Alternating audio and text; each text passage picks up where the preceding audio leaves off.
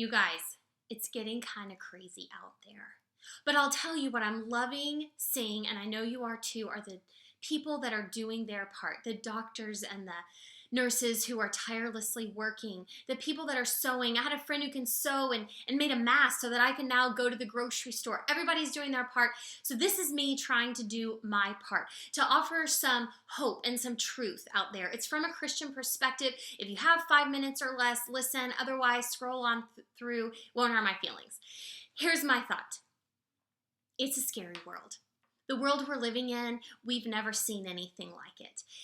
At least we haven't. We don't know what's coming tomorrow. And the more we watch the news, the more it feels like we really don't know. Like there's a lot of uncertainty out there. We know that death tolls continue to go up and these numbers continue to go up, but there's just not a lot of good news out there. And if you're like me, and you might be, you might tend to play the what if game. Do you know what I'm talking about? Where maybe it's in the middle of the night, or maybe it's when you're reading an article or something, and your mind just starts kind of spinning out of control, and you begin to think of the what if scenarios. What if I lose my job? What if I can't pay the rent? What if someone in my family gets sick? And what if my elderly parent gets sick and can't fight this off? What if the guy behind me has it and he's a little too close to me, he's getting me sick? What if my children, who now they're my students and I'm their teacher, what if they're not getting any smarter, if you know what I mean? Like, there are so many what ifs, and there are even more tragic ones out there that our mind just tends to spiral out of control. But here's my thought. God is not in the what ifs, and that's why they can be so scary. Now, let me tell you what I mean. Does that mean if the worst case scenario does happen to me or you, that God's not there? No, absolutely not. But our what ifs are imaginary. Our what ifs are fiction. We're making them up. And God, He's not fiction. He's not imaginary. He's very real. And He's here now, loving us, a part of our lives, and wanting to have a relationship with us. God is real, and our what ifs are not real.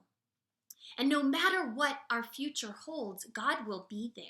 I love what the psalmist says in Psalm 139. I'll read it to you really quickly. Starting in verse 7, he's talking to God, and he says, "Where can I go from your spirit? Where can I flee from your presence? If I go up to the heavens, you're there. If I make my bed in the depths, you are there. If I rise on the wing of the dawn, if I settle on the far side of the sea, you're there.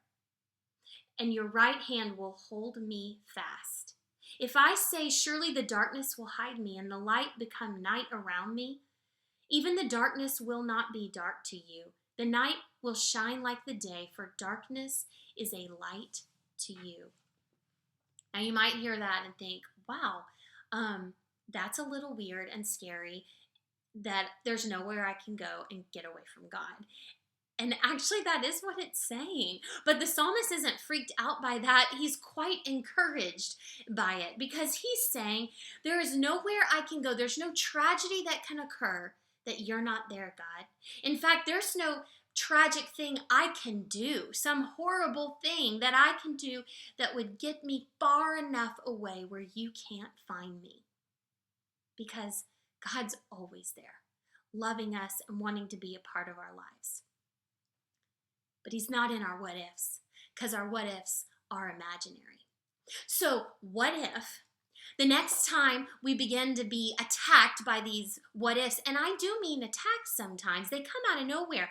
I remember when my daughter first started to drive and she drove off with my other two kids, and my first thought is, oh, that's so sweet. And then my very next thought was, if they get in a car wreck right now, you're losing all three children.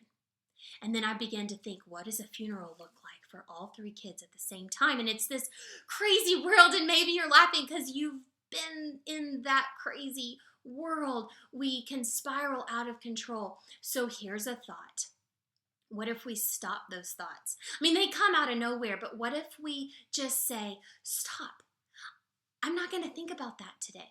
Because that crazy what if, God's not there.